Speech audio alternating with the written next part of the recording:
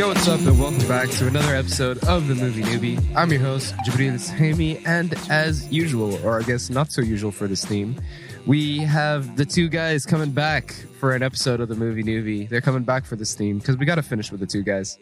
We've got Raph and Ollie. How about you guys say hello? Hey there, yeah, we're having a cigarette here. Smoking atom bombs, sir. Right, we're gonna have a couple of lucky strikes before we start this episode. See? Hey, All right. Sorry. We got taken away. We got taken away. Well, it is Oppenheimer, see? So what's this dame's name over here? Yeah, what's this beautiful broad's name over here? Eh? And we've got coming back to finish off the theme, Me, Lorna Searl. Searl. Yeah. Hello. No voices from me. Sorry. You're not going to be talking like this, see? What is it called? The intercontinental accent? No, that's not the intercontinental. Transatlantic accent. Transatlantic. Intercontinental. What's that breakfast called? The continental breakfast. See, That's what they serve at a hotel, right? Yeah. But without eggs. How did we It's get just here, veg. I wonder? Well, intercontinental, transatlantic, Female and continental breakfast. Yeah. Female guest. Female guest. Continental breakfast. What do we do? Talk about food. Let's talk about breakfast Food at is hotels. universal. And eggs. Food is universal. Anyways, we are back True for that. episode 96. Holy fuck, we're almost 90 fucking there. six. Oh my goodness. We're almost Yeah. I there. can feel it in my taint. We're so close to I 100. can feel it in my pancreas. Oh. Jabriel, where do you feel it? I feel sounds it in my. I don't feel I anything. feel it in my fingers. All right, I guys. feel it in my toes. But yeah, we're doing Oppenheimer for this one. Yeah, can we be serious? Yeah, I think we do have to be a Serious little bit film. serious for this film. Yeah. But yeah, Oppenheimer, Christopher Nolan's latest flick, starring Cillian Murphy, Cillian Murphy, Emily Blunt, Florence Pugh. Robert Downey Jr. Robert Downey Jr. How about just say the greatest cast ever assembled? Any male character actor between the ages of 35 and 60 is basically in this film. Yeah, pretty much. And then two female actors. And Yes, and then two women. Yeah, two women. Gotta get in there somewhere. Yeah. Classic Christopher Nolan film. Yeah. Get me started. Well, yeah, I guess we should just start off with our initial thoughts because I don't think there's anything more to say about this film. Yeah. Lorna, please, kick us off. I mean, I liked the hype towards the film. I don't think I've really seen. It's funny how much hype there is to see this film in a certain aspect ratio. It's always funny when you see a film that's like, you have to go see it in IMAX, like Avatar or like any action film. And again, it was like, you have to see this in IMAX. And it was like, okay, cool. But it's like 25 quid. Do I want to spend this? But you do kind of feel like you've missed out if you haven't. Like, I didn't watch it in IMAX. I watched it in the Genesis Cinema. And not going to lie, it wasn't maybe the greatest experience. The sound was a wee bit shit. Oh, We went to go see it in 35mm, which I was really excited to see. But I think maybe they set up the projector wrong and it was just a little bit out of focus, which was they had a few really issues. annoying. damn. You had a troubled experience. Because there's even a point where it was like bloop, bloop, and it felt like the thing changed to another projector or something. But No then way. I don't think that works. I'm not really I don't sure. I don't know. I was a bit disappointed. That's to the the point last where film. like, That's the last film. You exactly, want we're to have a 10 bad minutes movie in and I was so tempted to just be like, should we just go and just like pay to go see it another day? Yeah. But I was like, fuck it, we're here. We were prepared for 3 hours. Let's just do it. But I am a wee bit gutted that we hadn't gone with the hype and then went to go see it in IMAX. But it's I don't know. I really enjoy this whole like race into the cinema. Can't find, like it happened when Dune, I think, came out when it was just like, it was impossible to see. And I don't know, for me, I'm like, oh, that's such a nice feeling because it just makes you excited for the cinema again. Yeah. I don't know. And it's kind of like a bit of a competition of like who gets to see it first, like your friends. Movie going experience. Yeah. And it's like, it just feels nice. It depends what film, but like I do really enjoy being in like a full cinema. It just makes it feel so much more like the actual experience you're meant to feel. Yeah. in that way. I don't know. For sure. I mean, for me, it was, this is a bad example, but I think we were in a full cinema when we watched Transformers, and a lot of people reacted to that film. And then there was like the Marvel, Infinity Yeah, War, yeah. Endgame, seeing that People in are full cinema, people screaming for Yeah. like fucking Captain America showing up, and that's like, oh, cool! Like this is a movie going experience. Yeah. Again, this is the summer. Oppenheimer with Barbie. This is like people are like, this is eventful. This feels Yeah. like a forward motion in Yeah. like society going. Well, like, see, like we're wanting the to see difference cinema. is that it's not Marvel. It's This not is it. Star This is Wars. it. It's not Yeah. like it's not a characters that we've franchise. It's not known. a studio. It's it's original IP. Yeah. Which I enjoy. And I like how the Science Museum was showing it. Right on. Which I really wish I saw it there. Yeah. But I might go soon. So, despite your tainted experience because of the cinema itself, what did you think about The film, the making of the film was super impressive. But it was what I expected. I went in, I watched it, and it was what I thought it was going to be. I wasn't really surprised. I don't know if maybe I can go into it a bit later, but yeah, it was a good movie. Okay. That's Yeah. But, I feel like- there's a lot more you have to say about Yeah. it, but Just, you kind of keep your cards close to your chest. Yeah, Yeah, fair enough. exactly. What about you guys? I mean, I mean, my God. if I can begin, Mm. I think this is one of the most important films. Let's just put it into perspective. Yeah. We watched it about like 10 days ago or a week ago, and you guys watched it yesterday. No, on Sunday. So Sunday, like yeah, five days Sunday. ago. So more recent. Okay. Yeah. In the last week. Yeah. But when you say important film, like, what do you Yes. mean? So okay, Because it's so like, for me, I'm like, this film is like a history film, which is obviously, it is what it is, but it feels like I'm watching something Well, of a history channel. I think that's more for armchair Sorry. part. Okay, No, fair I enough. get what you're trying to say. But here, my initial thoughts is I do think it's one of the most important films that has been made in the 21st century. Mhm. I think Christopher Nolan has probably made one of his more important films. Yeah. And one of the most significant films in his filmography. I think because of the subject matter, it is of vital significance. Mhm. Because we all know what happened to Nagasaki and Hiroshima. We all know of these events, but I don't think a lot of us grasped the content behind the events. And I don't think it was ever shown to us what it actually meant to create nuclear power. Yeah, definitely. And I think for me, that is what is significant about this film, is that I was horrified. I was left kind of like shaken by it because it's a scary ass fucking film. Mhm. Yeah. Like shit, we created, like, this isn't fiction.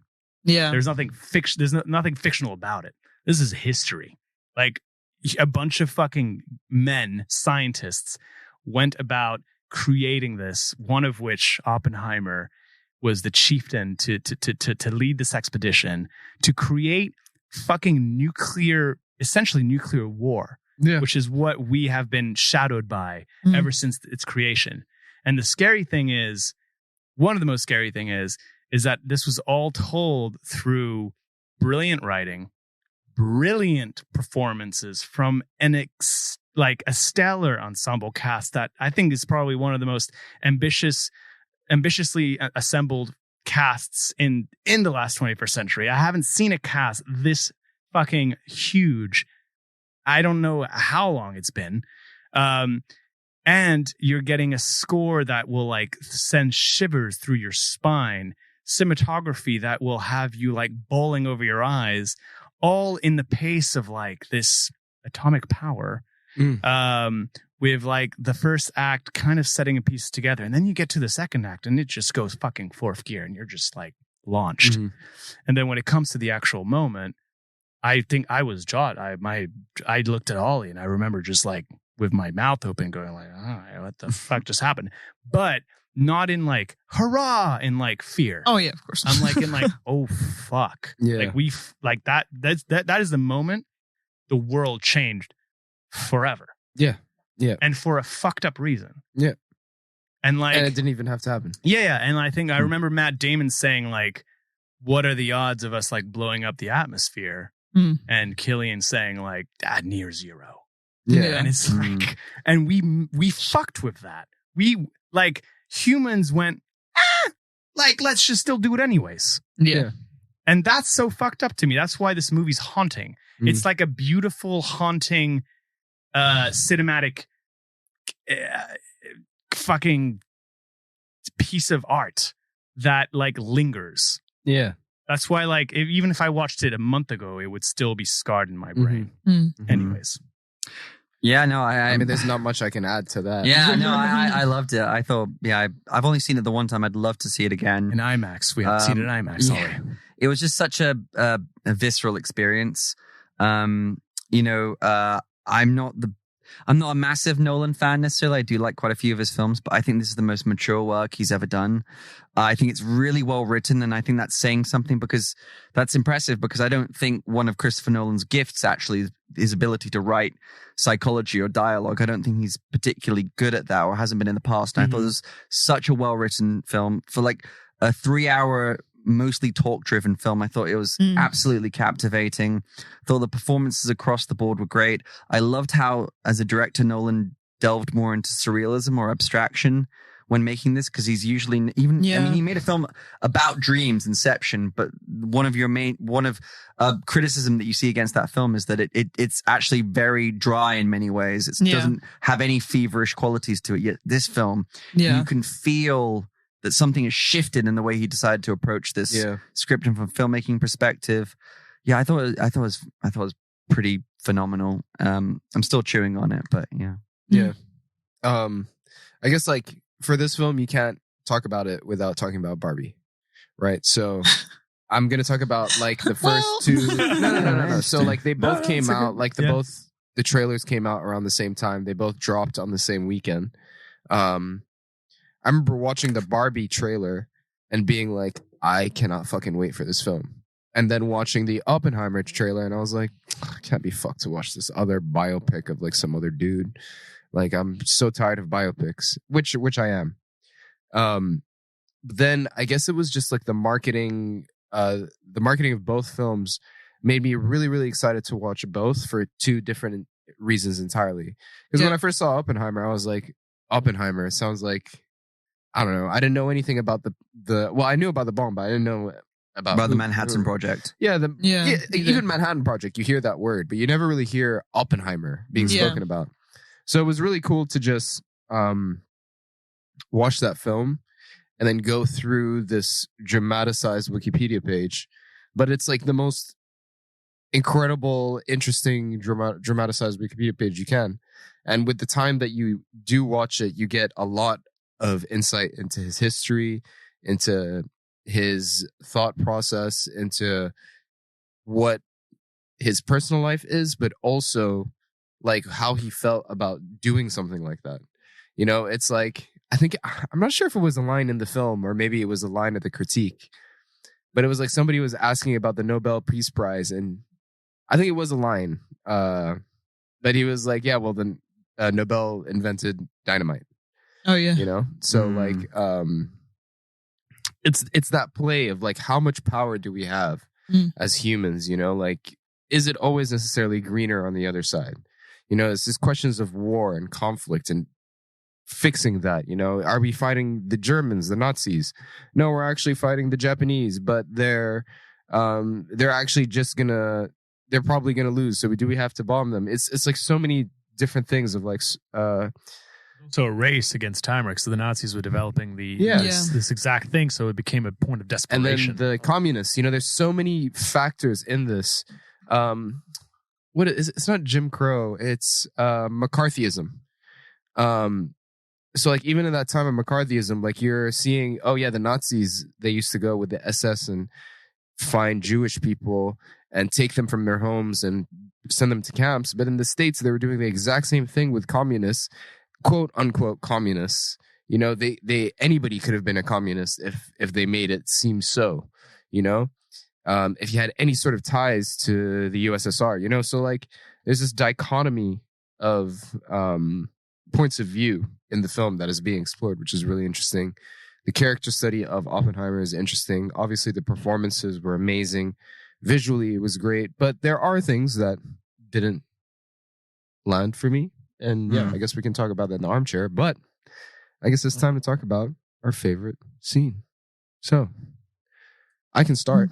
Go for it. Yeah. So please. My favorite scene, and I think was the most incredible scene because of the sound, like the sound design, the way it worked, the visually, I don't know if I've definitely spoken to Lorna about this, but I'm not sure about you guys. But it's the exact moment after the explosion. Yeah, I know the one you're talking about. Oppenheimer is giving a speech. A speech to the scientists, the bleachers in the gymnasium. You get the mixture of the stomps, and then you screaming. So they're stomping, but and then you you heard also that stomping before as well in previous parts of the film. So the thing is, right? The stomping, the cheers is also they I don't know how to explain this. Like they at the same time they like put marching of boots, so it sounds like the army in Japan. You have the sounds of people cheering because the war is over, but then you hear cries of like Japanese civilians dying, like mixed in with the sound of that scene. And you see like I think it's a shot of him just walking through the people and then going outside, and I think he's having a bit of a panic attack. Yeah. And you see it in his mind. It's like, did I do a good thing? Did I do a bad thing? I killed a bunch of people. I didn't have to make this bomb. But and you have the war wouldn't have been stopped. And you have stuff where it's really divorcing from reality, because you see a couple making love underneath the bleachers, and then he sees them again a moment later, and the guy's sobbing uncontrollably. Yeah. And it's like part of this whole death and sex, almost like bringing it back to the Bhagavad Gita thing. It's kind of like really interesting. The beginning of that Kesha song, wake up in the morning. Exactly. In the music video, though, it's like she wakes up and it's that kind of thing. But like, the fuck? Hashtag Jabrielism. Straight up Jabrielism right there. It's like that kid. I mean, at least it wasn't a Harry Potter reference. So it wasn't James Milner either. But yeah, that was my favorite scene, just because like the character himself. Like you can see the battle going on inside his brain, plus like visually, sonically, like everything about that scene screamed like, when I watched that scene, I was like, this is my favorite movie ever. Like walking out of the cinema, I was like, I love this movie. And that was when you could see Christopher Nolan was trying his hand at making a horror movie. I think he said that in an interview. He's like, this is the closest, I wanted to make a horror film, and that's the closest I've got. And that scene you're talking about was his horror film, in my opinion. Well, it makes sense, because like it was very horrific. Yeah. And so like walking out of the cinema, I was like, this is my favorite, but now having a few days to let it chill, I don't know yet. Then again, I think this scene proves to me that like it wasn't a piece of glorification, right? There was no glorified moments when in the film, because a lot of war films tend to fall into glorification, but this really is a haunting. It's a haunting of what man can do in possession of like great power, great minds, and a lot of money and military, supervision. Yeah. And it's like, I feel like Christopher Nolan told not just a cautionary tale, but a horror. And that is the closest we're going to get with that scene. Especially, that scene was etched in the brains of my mind. That doesn't even make any sense, but it did to me right there. And Killian's piercing eyes, just fucking vaporizing the screen. Yeah, I was gonna say this one, but I think my second would be like obviously moments after the bomb has exploded, and for a while you could hear breathing, and I thought it was Oppenheimer's breath, but it's not. It's like them having sex. Like him in Florence, and it goes back to that moment, and you're like, fuck up. This is weird. But yeah, I really like that moment, because obviously the whole film is so fast paced and so dialogue, and you kind of get a sense of not relief when the bomb goes off, because obviously you are waiting for this moment as well, so you're kind of so tense that weirdly when it goes off you kind of do like really relax, but it's also like this is a horrible moment. I don't know. Yeah, absolutely. Yeah, it's hard actually picking one. Also because I didn't prepare That's why it's hard. It's difficult because I don't do anything. Yeah, but also like I was gonna go for the same scene as Jabriel and you picked as well, Lorna, initially. But I think as well because this film moves, like you said, so fast, it jumps from so many scenes, especially in that first hour and a half, that it's almost hard to pinpoint a single scene, because it always feels as part of this current that just keeps on moving. So the thing that jumps out to mind is when it actually slows down and takes a beat. I think just picking one off the top of my head, I think I really liked when Robert Downey Jr.'s character, he plays Louis Strauss, and he's kind of the antagonist, I suppose, for the film. He finds out that Rami Malek's character, see, this is how the cast, he finds out basically he's been betrayed in a way because that one character spoke out against him at the hearing. And he goes back to his office, and this is in black and white, and it's IMAX cameras, and it's following Robert Downey Jr., and it's like he's playing Nixon all of a sudden, and he's just going on this monologue, just like ranting against people like Oppenheimer, and how what was meant to be the crowning achievement of his political career ended up being the most humiliating moment of his life. And I really liked Robert Downey Jr. in this movie. It was great to see Iron Man not be Iron Man. Yeah. And so that's when I thought the Oliver Stone comparisons were most obvious to me, because that felt like something out of Nixon or JFK. Yeah. Exactly. And that was something that was where it was just pure like Shakespearean monologuing, which I never thought I'd see Nolan pull off, but he did. I'm going to throw another comparison at you. And this like came up in my mind on my walk home. Amadeus. Yeah, absolutely. Amadeus. Absolutely. Fucking, Salieri and Mozart. Salieri and Mozart, dude. And like Robert Downey Jr. gave me Salieri vibes, man. Like totally. Straight up F. Murray Abraham, like just and that like friction between those characters of like stealing his glory or taking away something from him, and just like his resentment towards that, people, like because he didn't have a scientific background, he wasn't educated, he was a lowly shoe salesman, had this great thespian kind of rivalry, absolutely, which Amadeus kind of has. And if you haven't seen Amadeus, go watch Amadeus. But great scene. I think, like you said, Robert Downey Jr. is so welcoming to see him play someone. It's such a layered performance, because he starts the movie almost as the narrator, as like this friendly, trustworthy character who's sort of like, oh, that Oppenheimer sure is a quirk, and then all of a sudden he becomes like the villain of the movie. It's amazing. Fuck? It turns. And to be honest, I saw it turn as soon as he tried to say hello to Einstein. Yeah, that's when I was like, oh yeah. That's when I was like, ooh, he's not good. He not good. Yeah, he no good. He no bueno. Great scene. Great. And like Robert Downey Jr. talking about like crowning achievement, and I hope he gets that Oscar. Hope he gets that gold. I think he will. I think this movie will. If anything, it will be Christopher Nolan's first Best Picture, first director. I mean, I would. I saw, I think, a meme, and it was like Best Supporting Actor, and it's either going to be like Robert Downey Jr. or Ryan Gosling. And I'm like, I'm voting for. I would love that. I would love that category. My scene involves probably one of the unsung heroes of this movie, and it's Emily Blunt. I thought she was incredible. I thought this was probably one of her finest performances, in my opinion. She plays the wife, but I thought she brought so much layer and complexity to a role that could have just easily been forgotten. Yeah. She brought weight to it. Mm-hmm. And there was a scene where that weight was introduced, where it was between her and Jason Clarke. And they're sitting down, and she's protecting Oppenheimer. Towards the end of the film. Yeah.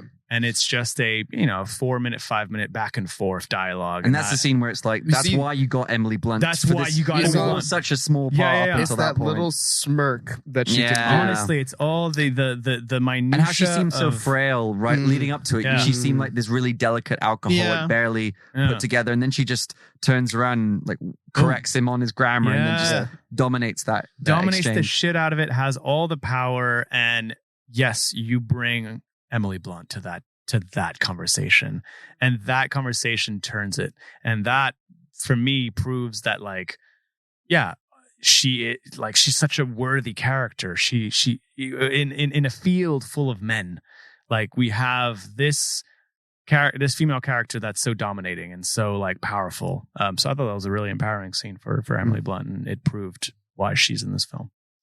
So I guess we can move to performances. Would that be yours? Well, I mean, I'm gonna stick with two, because obviously it's such an incredible ensemble cast. Are you gonna go with the nuclear bomb as your favorite performance? Or what are you gonna do? Huh? Hey, to be honest, what a great performance! No. I do forget the pronunciation of his name, but I will put Emily Blunt up there as well. But David Krumholtz, he's great as Isidore Rabi. I thought he was, and I've seen him in a slew of films from like the from the late 90s to early 2000s. And in this film, oh my God, he brings such a levity, an honesty, he's an like authenticity. the most humane character. The most humane character, the most right? warm. And like he gives Oppenheimer oranges, tells him to eat. Like it's such a comforting performance in such a tragic, despairing world where you are faced with creating a fucking thing that will kill us. Like it's something that's earth shattering or atmosphere shattering, and then we have this wholesome character that comes in and tries to bring some sort of warmth. So he brings that, and he's not in every scene. He's he's as all the characters they which is what's great. Again, I was gonna give it to the all ensemble, so I didn't. But because it's such a huge undertaking, I think everyone understood the task. They knew that this was such an important film. They knew that Christopher Nolan was not just making his other fucking Tenet or whatever. He was making something real, something grounded, and everyone brought it. Even if it's like Rami Malek, who doesn't even he doesn't do anything until that one scene. Yeah. And even then I was like, oh my God. Yeah. How important! Like everything felt important. It's like everyone gave the performance of their lifetime. Seriously, it was. It's even so hard if it was for this one question. line, I was like, it's the most important line. It's the most important line, and you have to deliver, and they all delivered. Even Florence Pugh. I loved Florence Pugh in this film. I thought she brought such complexity as well. Yeah. So I guess I'm just going to take that. So for me, I think I'm giving it to Florence Pugh just because of how incredible that character she played. She played so good, especially with like the throwing away the flowers, flowers. Boom. Yeah. But I do have to give it to, is it Benjamin Safdie? Benny Safdie.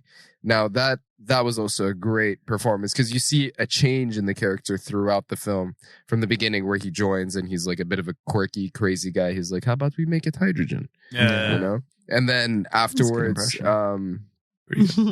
thank you. And then afterwards he kind of, I guess, betrays him, but then they're like, you did what you had to do. And then that little moment between him and Oppenheimer when they're I guess they're packing up the Alamos, or was like after. Was it before the hearing or after the hearing? I'm not after exactly the hearing. sure. They shake hands, and then he tries to shake hands with Emily, and she doesn't. That was when they were giving him the award, like later in life. Oh yeah. Yes. It was after the award, I think. Yeah, and they're like, I don't know. I just remember it being like a street with like a gate. Oh yeah, that was in Los Alamos. Yeah, that's when they're packing up Los Alamos, right? Yeah. So I think both Florence Pugh and Benny Safdie. Yeah, it's so tough. Like I mean, even like I totally forgot about Rami Malek. I totally forgot about what's his name? The guy that gives him the oranges. Oh, David Krumholtz. David Krumholtz. Yeah, like fucking Josh Hartnett. You've got Josh Hartnett, dude. Kenneth Branagh. You've got everyone. Honestly. Yeah. It's tough. And like so Florence Pugh, and I'm sorry, but I fucking love Florence Pugh. Yeah, I love her. Doesn't she give you like this golden age fucking actress who's like, she's great. She feels like she's fucking in her 50s, yet she's like only 26, and she's giving the weight of the world to all of her characters. And I'm like, my God, what an old timey like. There's like an old soul in there. There's like an old soul. Wait until you hear my armchair moment. Hey, shit. All right, Lorna. Yeah, I was going to say Florence just because every time I see her in a film, you always know that she's going to give like 200%. And this film, for me, she kind of carries a lot of weight because her character is just so fucking dark, and you're just like, Jesus Christ. And for me, the only like you feel her pain a lot, and you're just like, Jesus. And she's done so well as well. Like, there's so much. Sorry, oh my God. No, it's a lot. There was so much nudity in this film, which I was a bit kind of like, oh, it's kind of weird. But it's good for her to kind of get up and do this and like be this vulnerable. Yeah, and it's interesting. But also, as again, what you guys were saying, I think it's the first film I've seen where all the background characters are massive actors. Yeah. And everyone just seems important. And like, even if they have no, like, even the guy from like The Boys TV show, I don't think he ever even Jack has Quaid. that many lines. No, Dennis Quaid. No, Jack Quaid. Jack Conan. Quaid. Yeah. But like I And you're just like, oh yeah, I and like usually- you just notice the background a lot Yeah. more, and you are like, Jesus, everyone on this project is so important. And again, Yeah, it's just it like, gives it weight. It gives it it like- significance. because usually I find that distracting when every actor is like an A-lister or something. But Yeah. then, like you said, it's because they're playing yeah, everyone who's in this, even if they only have a few lines, was actually Yeah. like one of the most important scientists of the 20th century. Yeah, they were the exactly. Avengers, basically. Yeah, or exactly. physicists. So it makes And sense it's that you insane. hire these larger than life, incredibly Yeah. recognizable actors to play them. yeah, no, totally. So yeah, Gosh, it's really difficult. Robert? I mean, no one Robert? said Cillian Art? Murphy yet. Bro, yeah, actually, you know Yeah, what? but I yes, think- yes, there we go. Boom. Come on. But you know what? Like for me, that was that's a given. You know, like it's his Yeah. film. Like, and I obviously, Yeah, but no one it's mentioned it. It's an honorable mention, please. Yeah. Killian, yeah, I mean, I was prepared because I thought somebody would say that first, but I could have given it to 10 other people. I really liked Alden Ehrenreich, for example, in this film. Yeah, I really like Casey Affleck. His one scene was God, so yeah, he funny was yet in it so as well. dark. Yeah. Yeah, when he's interrogating him and trying to act all chummy, I thought he was incredible. He was really good. But yeah, Cillian Murphy. This is Cillian Murphy's film. He's in nearly every frame, and Yeah. I think he's spellbinding. And this is his moment. I Yeah. think To be honest, yeah. he played it as someone who's so in control yet out of control at the same time too. And someone who bears the weight of the world on their shoulders, but all told through his piercing eyes. He's someone who's like regrets probably ever making this thing, yet had to make this thing because it was a race. And like there was a line in the film where it's like, I think he says it. All right, Alpha. Not Peaky Blinders. No, where he was like, if we don't like, should we tell the Nazis about this explosion? And it's Yeah. like, wow, you want to tell the people that you're fighting against about the devastation of this explosion because of how horrific it is. And I don't know, he just had this like this glaring stare of like, what the fuck have I done? And I think Cillian Murphy, like, thank you for bringing him on because like obviously we have to talk about it. It's his film. And like for someone who's played a support in a lot of Nolan's films since Batman Begins, I think he so deserves to be put in the front lines here and to have his own picture. And this is his picture. This is Oppenheimer. He's the bomb. He's the bomb. He's the A bomb. But this is, I mean, I hope he gets all the accolades and he's receiving all the praise already. And he's such a transformative actor already. I think Robert Downey Jr. said that it was probably the most incredible transformative performance that he's ever seen from an actor. And it is. He carries the fucking, and this is a fucking titan of a film to carry by, Yeah. So. Yeah. Cillian. Well, does Favorite anyone quote? have a favorite quote? Yeah, Yeah. I actually have a quote. Go. I have one too. Yeah, Shoot. me too. So it's Me in too, this guys. scene. We're all surprised. It's in the scene where Cillian Murphy, Oppenheimer just finds out that Florence Pugh's killed herself, and he's in the forest. Emily Blunt's like goes over to him, and obviously starts, I think, like shaking him. And she's just kind of like, you don't get to commit sin, then basically get people to feel sorry for you. And I'm like, again, I think it's her kind of not biggest moment in the film, but it's the first time you see her like, because the whole time she's either drunk or she's angry. And this is like the first time where she's like, rah! And I think also for me, this kind of sums up the whole movie because I'm really pissed off at the film because you kind of feel sorry for Cillian Murphy a wee bit. And I've been reading a lot more and listening to podcasts. And he is an asshole. Like, in real life, he's a fucking weirdo. What, Cillian or Jay? Oh, no. Oppenheimer. All right, Like, he is not a nice guy at all. The film makes it out that he's quite confused. And I think in real life, he was quite confused after he made the bomb. But apparently, on the anniversary, he would the bomb, he would kind of parade around as if he was famous. And so it was very kind of conflicting the fact that, like, I don't know. I'm just a wee bit pissed off in the fact that the film kind of makes him out less bad than he is. I think this line kind of like sums up a wee bit for me because that's why I was a wee bit pissed off at the film. But that's like another tangent for the next. Yeah. I managed to. I had to fiendishly look through IMDb for quotes before this. So there's lots I could have picked, but I just went with "Genius is no guarantee of wisdom." I thought that was really, and that was a line that Louis Strauss, Robert Downey Jr.'s character, uttered. And I thought, even though it's different context, I thought that was really it resonated with me for what we're living through today, because I feel like we're often suffering at the whims of quote unquote geniuses, tech billionaires, and the such. And just because they have all the money or they have all the vision, so to speak, doesn't mean they have the wisdom to actually know what to do with it. And that could be connected to governments, to national forces, to forces of marketplace. I think it's really interesting. I think there's no greater example to that than the making of an atomic bomb. Mm-hmm. Like, you can have the greatest minds in the world, yet every one of them lacked the wisdom to foresee what the fuck they were making. Yeah. You know what I mean? Great fucking quote. I kind of have two. One's from Gary Oldman, who surprised me in this film. Oh, yeah, he just popped up out of nowhere. Yeah, he was great. He plays Truman, President Truman, and he says after they have their conversation with Oppenheimer, "Don't let that crybaby back in." Yeah, that's something Truman actually said. Yeah. And it's so funny because they literally gave all the resources to Oppenheimer to make this thing, and then completely disregarded him. Yeah. Like the American government military just and then we went on this, epic of now he's being confronted, he's being hunted, like one of the greatest, it's incredible how you gave us what we need, now let's take you down. It's like, there's the American government for you. But there's another one, which was Kenneth Branagh. He says, you are the man who gave them the power to destroy themselves, and the world is not prepared. And I thought that sums up the terror of this film, the utter devastation that was made. Well, for me, I wanted to go with something less serious because it was a very serious film. Yeah, I mean, there were funny parts. There were quite a few some funny parts. Like Florence Pugh with the flowers, the sunscreen. That was really good.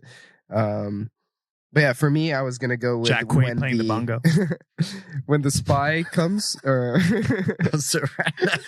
that scientist actually. I know. Of course it was, but otherwise, why put it in there? Because it looked so weird. But sorry, go on, Jabriel.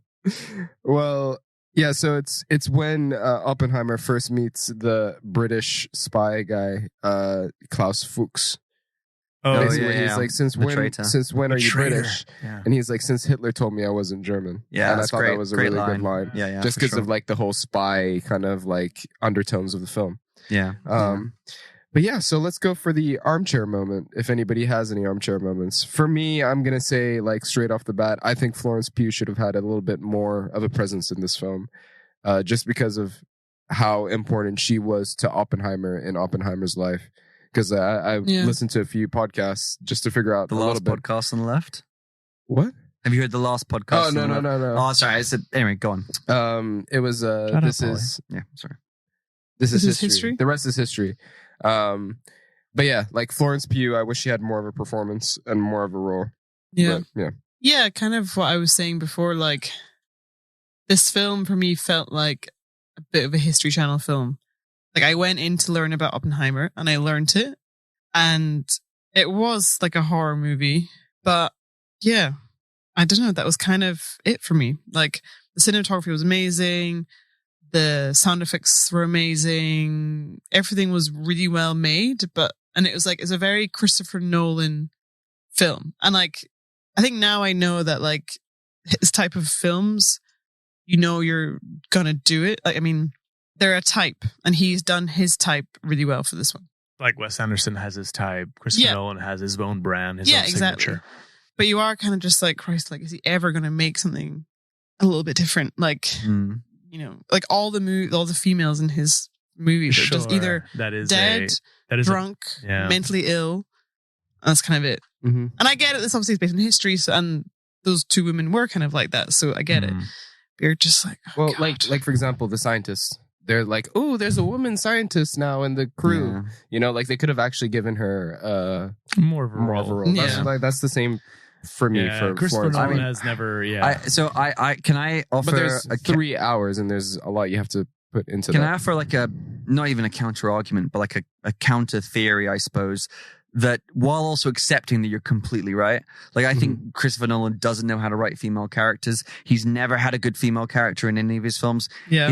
He seems to suggest he has deeply problematic relationships with them, since they nearly always serve to die as to inspire or to motivate characters or complete ciphers.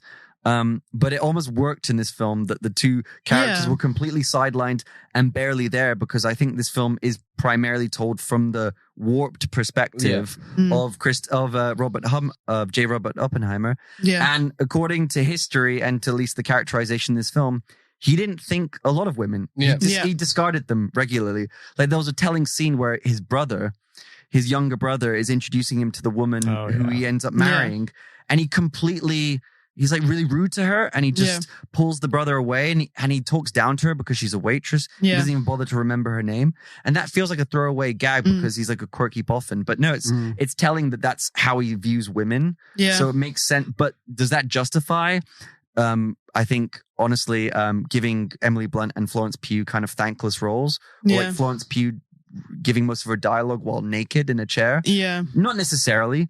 But it's true to the character of Oppenheimer. Yeah. So it's still bad, but it almost made sense in a way. Yeah. That's my attempt to justify it. I'll be the devil's advocate. Maybe it's a bit weak, but yeah. Yeah, I mean, I didn't come into a Christopher Nolan film, especially this one, thinking we're going to have great female characters. I think all of his filmography has presented a lack in that category, which is disappointing, but I think you come to just accept it. I think I came in for the grand visual scheme of it, the operaticness of it, and the fact that I wanted to learn about Oppenheimer, and I did. Yeah, same. Much like you did, right? As an armchair moment, yeah, I mean, again, it falls into the same kind of lengths as you guys, as I, bit more on, if we're giving all this time and commitment to all these other characters, why not give it more to the actual most interesting of these characters, which is Florence and Emily's characters, who were these interesting, complicated women in that part of history. So yeah, it may be a bit more of a balance, but again, that maybe would have robbed it away from what it is, which is Oppenheimer. It's a film about Oppenheimer, and it's a film about, Cillian's performance. So I think any more would have robbed away from the central premise, the focal point. All right. So for the bonus question, does anyone have a bonus question? Or, No. Yeah. For the bonus question. No, because like the other time, well, I had a bonus question for the last. Well, because usually it's someone's picked a theme and they pick the bonus question. Yeah, because it was like 3 bonus questions. Mine was going to be your favorite Nolan film. Yeah, I can. That's fucking boring.